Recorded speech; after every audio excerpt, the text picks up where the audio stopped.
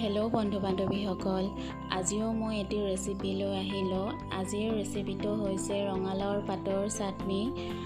এই চাটনিটো বনাবৰ বাবে মই কেইখিলামান ৰঙালাওৰ পাত লৈছোঁ, 1 ইঞ্চমান আদা, কেইফোটামান নহৰু আৰু কেইটামান কেঁচা জলকীয়া। এটা পেন গৰম হ'বলৈ মই ৰাখি দিছিলোঁ। এতিয়া তাত এচামুচ তেল ঢালি দিলোঁ।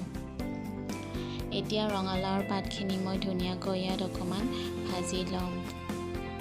ভাজি ল'লে ইয়াৰ আহবোৰ নোহোৱা হ'ব আৰু তেতিয়াহে চাটনিবিধ খাই ভাল লাগিব। এই চাটনিবিধ খাবলৈ খুবেই টেষ্টি হয়। এনেদৰে এবাৰ বনাই খাবচোন আৰু কেনেকুৱা লাগিলে মোক কমেণ্ট কৰি জনাব।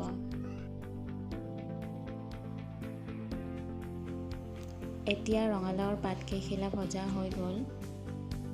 তাৰপিছত মিক্সিৰ জাৰ এটাত ৰঙালাওৰ পাতকেইখিলা, জলকীয়া, আদা, নহৰু আৰু অকণমান মান ধনিয়াৰ পাতো মই ইয়াত দিলোঁ, কিন্তু প্ৰথমতে এইখিনি দেখুওৱা নাছিলোঁ।